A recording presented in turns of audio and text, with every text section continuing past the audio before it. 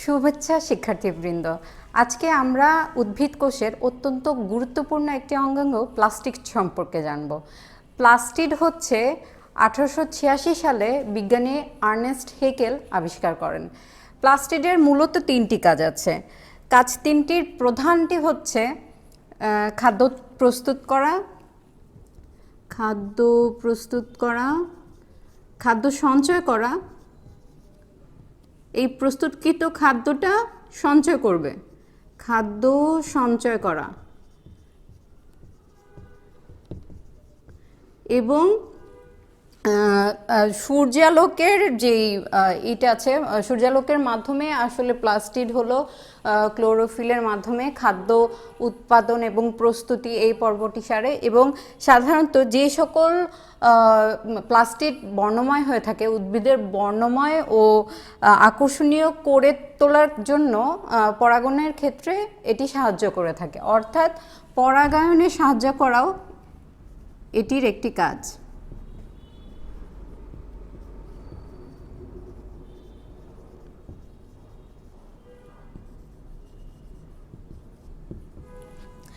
এখন আমরা আসব প্লাস্টিডের শ্রেণী বিভাগে। প্লাস্টিড মূলত তিন ধরনের হয়। একটি আছে হলো ক্লোরোপ্লাস্ট।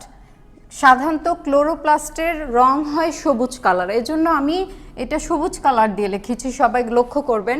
এবং ক্রোমোপ্লাস্টগুলো যেগুলো হয় ওগুলো সবুজ রং ব্যতীত অন্যান্য যে কোনো রঙের হতে পারে, এটা নীল হতে পারে, লাল হতে পারে, বেগুনি হতে পারে, কমলা হতে পারে। এবং লিউকোপ্লাস্টগুলো কোথায় থাকবে? লিউকোপ্লাস্ট হলো সাধারণত সেই প্লাস্টিডগুলো যেগুলো উদ্ভিদের এমন সকল অঙ্গে থাকে যেখানে সাধারণত সূর্যালোক পৌঁছায় না, যার কারণে এটি বর্ণহীন হয়। সাধারণত বর্ণহীন বা নেগেটিভ বোঝাতে আমি আসলে লাল কালার রং ইউজ করেছি। এখানে লিউকোপ্লাস্টে যেখানে থাকবে সেখানে সাধারণত রং থাকবে না, কিন্তু লিউকোপ্লাস্ট যখন সূর্যালোকের সংস্পর্শে আসবে তখন কিন্তু লিউকোপ্লাস্ট আবার ক্লোরোপ্লাস্টে রূপান্তরিত হয়ে তখন সে খাদ্য প্রস্তুত করতে এবং খাদ্য সঞ্চয় করতে নিজেকে পরিবর্তন করতে পারে।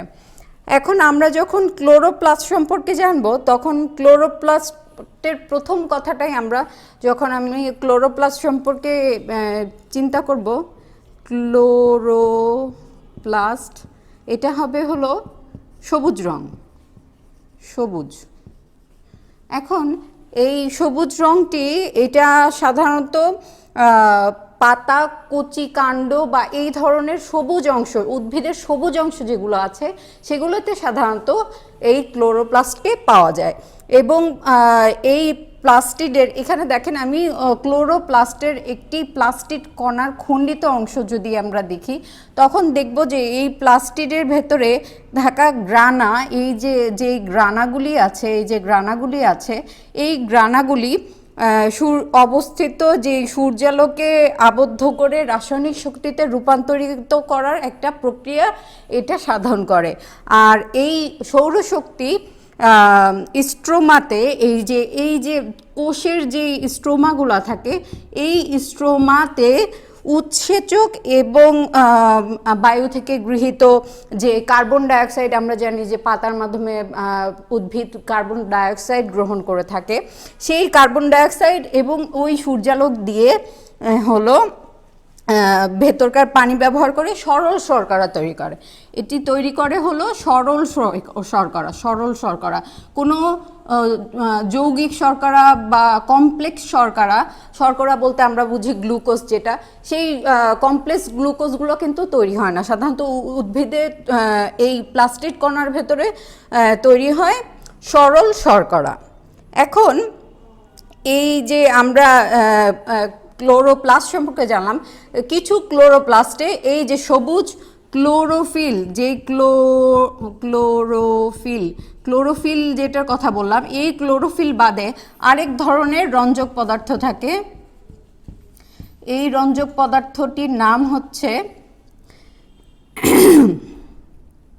ক্যারোটিনয়েড,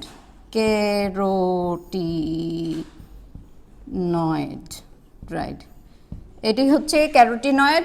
তো ক্লোরোপ্লাস্টে মূল থাকে হলো ক্লোরোফিল, যেটি সবুজ রঞ্জক পদার্থ। তার সাহায্যে উদ্ভিদের পাতায় যেই রানাগুলি থাকে সেগুলাতে হলো সূর্যালোক এসে যখন পড়ে তখন সূর্যালোক এবং পাতা থেকে গৃহীত যে সবুজ পাতায় গৃহীত কার্বন ডাইঅক্সাইড এবং বায়ু এবং পানি মিলিয়ে উদ্ভিদ হলো সরল শর্করা তৈরি করে। এটাই হলো ক্লোরোপ্লাস্টের মূল কাজ। ক্লোরোপ্লাস্টের মূল কাজ হচ্ছে খাদ্য তৈরি, খাদ্য তৈরি বা প্রস্তুত করা।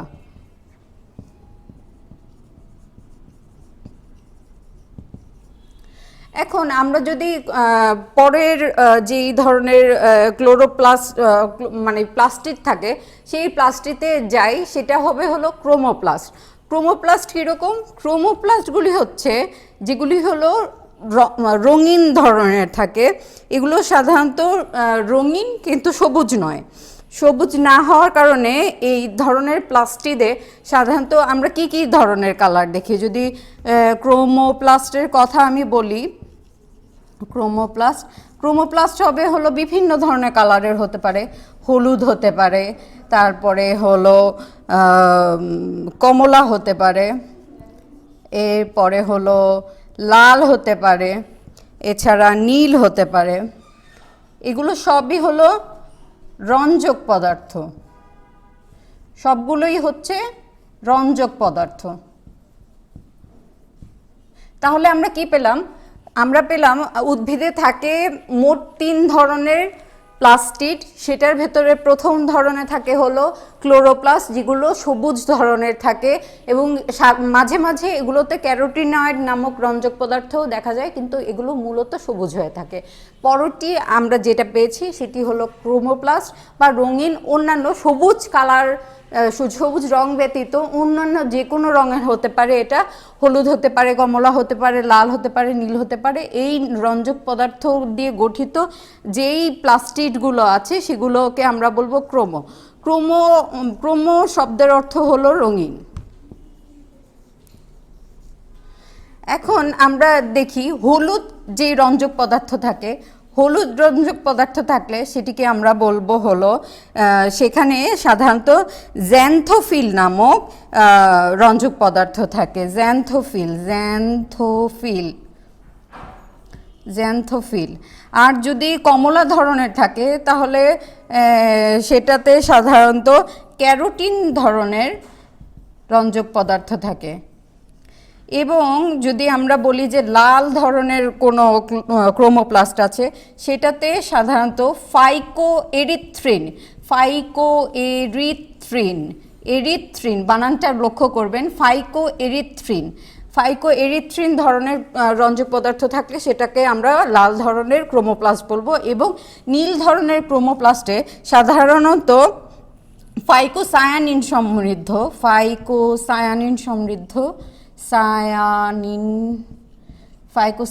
সমৃদ্ধ রঞ্জক পদার্থ থাকে। অর্থাৎ আমরা যেটি পেলাম, ক্রোমোপ্লাস্ট সাধারণত সবুজ রং ব্যতীত অন্য যে কোনো রঙের হতে পারে। এটিতে হলুদ, কমলা, লাল বা নীল যে কোনো ধরনের রং দেখা যায়। হলুদ হলে সেটা সাধারণত জ্যান্থোফিল নামক রঞ্জক পদার্থের কারণে হয়। কমলা হলে সাধারণত ক্যারোটিন জাতীয় রঞ্জক পদার্থের কারণে হয়। ফাইকোএরিথ্রিন নামক লাল রঞ্জক পদার্থের কারণে হয়, অথবা ফাইকোসায়ানিন যদি হয় সেটি নীল ধরনের ক্লোরোপ্লাস্ট হয়। এখন আমরা একটি মজার বিষয় লক্ষ্য করব। সাধারণত ক্যারোটিন এই শব্দটি আপনারা যখন পাবেন বিজ্ঞানের যে কোনো ধরনের, বিজ্ঞান অথবা রসায়নের যে কোনো জায়গায় পেলে আপনারা এটাকে সাধারণত ধরে নেবেন ক্যারোটিনের কালারটা একটু কমলা ধরনের হয়। আর এরিথ্রিন এই শব্দটা থাকলে আপনারা বুঝতে পারবেন সেখানে লাল ধরনের কোনো একটা রং বোঝাচ্ছে। এটা আপনাদের জীববিজ্ঞান অথবা রসায়ন যে কোনো ক্ষেত্রেই প্রযোজ্য হবে। এবং সায়ানিন দেখলে আপনি যে কোনো ধরনের সায়ানিন ধরনের রঞ্জক পদার্থ থাকলে সেগুলো সাধারণত নীল ধরনের কালারই হয়, নীল বা আকাশি বা গাঢ় নীল এটাও হতে পারে। তো আমরা পেলাম আপাতত আমরা যে কটি প্লাস্টিড পেয়েছি সেগুলো সবই রঙিন ধরনের প্লাস্টিড। একটি হলো ক্লোরোপ্লাস্ট যেটি সবুজ ধরনের হয়, একটি ক্রোমোপ্লাস্ট এটা হলো সবুজ ব্যতীত অন্য যে কোনো রঙের হতে পারে। এখন আমরা ক্লোরোপ্লাস্টে যেমন পেয়েছি যে এটার মাধ্যমে উদ্ভিদ খাদ্য তৈরি বা প্রস্তুতে সাহায্য করে, কিন্তু এই যে এই ক্রোমোপ্লাস্টগুলো যে এত রঙিন, এটার কাজটা আসলে কি হবে? এত রঙিন হওয়ার মূল কারণ হচ্ছে যে হলো এদের মিশ্রিতজনিত ফুল বা পাতার রঙের কারণে উদ্ভিদ বা আমাদের সাধারণত থাকে কি যে হলো ক্লোরোপ্লাস্টগুলো হলো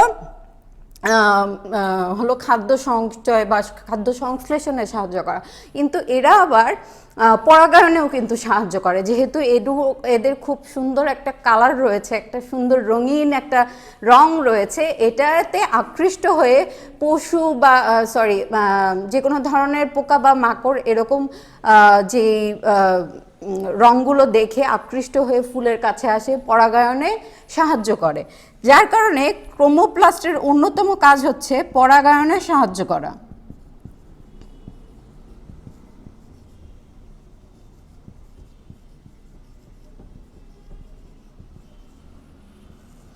সাধারণত ক্লোরোপ্লাস্ট থাকে হলো পাতায়, পাতা বা সবুজ কাণ্ড, সবুজ কচি কাণ্ড, এরকম হলো সবুজ কচি কাণ্ড এই ধরনের জায়গায় থাকে, কারণ হলো সেই জায়গাগুলো আমরা চিনি সবুজ হিসাবে। আর ক্রোমোপ্লাস্ট হলো সাধারণত রঙিন অংশ যেগুলো, সেগুলো হলো ফুল অথবা রূপান্তরিত মূল বা কাণ্ড এরকম হতে পারে।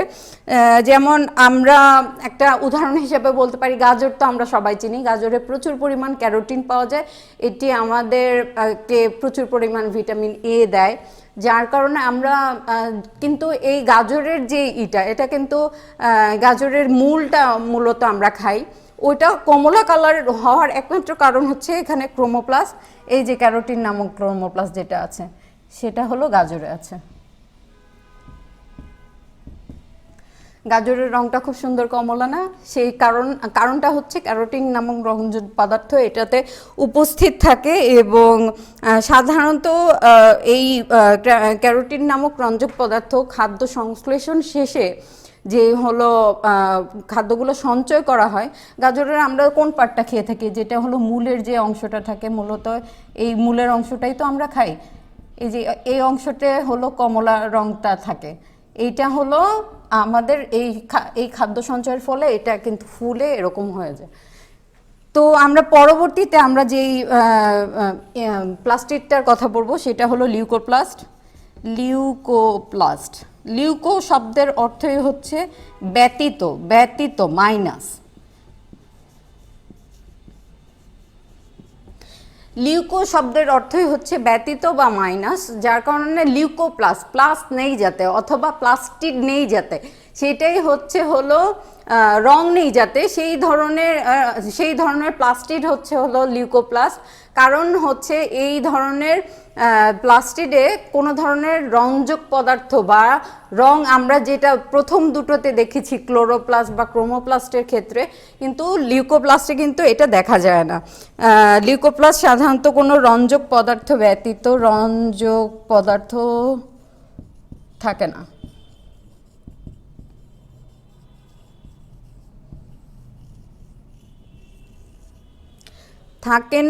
আর হলো এখানে সাধারণত এটা রঞ্জক পদার্থ থাকে না, তার কারণটা হলো সাধারণত উদ্ভিদে সেই সকল অঙ্গ প্রত্যঙ্গই রঙিন যে ধারাটি আমরা দেখতে পাই, সেই রঙিন বর্ণটা ধারণ করার জন্য আসলে সূর্যালোক পৌঁছানোর প্রয়োজন। যেহেতু মূল বা কাণ্ডের যে সকল অংশে হলো সূর্যালোক পৌঁছায় না, সেই সকল সাধারণত এই যে মাটির উপরে যদি আমরা এটা একটা হলো গাছ দেখি, এখানে পাতা আছে, কাণ্ড আছে, এখানে ফুল আছে, কিন্তু নিচের যে মূলগুলোতে কিন্তু কোনো সূর্যালোক পৌঁছায় না, সূর্যালোক পৌঁছায় না। সো আমরা এখানে দেখতে পাচ্ছি যে লিউকোপ্লাস্টে কোনো ধরনের রঞ্জক পদার্থ না থাকার কারণটা কি? সূর্যালোক পৌঁছাচ্ছে না, যার কারণে এই মূলের রঙে হলো লিউকোপ্লাস্টগুলো দেখা যাচ্ছে। এখন আমরা যদি দেখি যে হলো এই যে সূর্যালোক না পৌঁছানোর কারণে যেগুলো হলো বর্ণহীন থাকে, সেই বর্ণটা আবার আপনারা যখন সূর্যালোক অথবা এই ধরনের কোনো একটা বাহ্যিক কোনো একটা ম্যানিপুলেশন আমরা করি, অর্থাৎ বাহির থেকে যদি আমরা কোনো স্টিমুলেশন দেই, তখন যেমন সূর্যালোক যদি দেই, তখন হয়তো এই যে লিউকোপ্লাস্ট এটি কিন্তু ক্লোরোপ্লাস্টে রূপান্তরিত হতে পারে।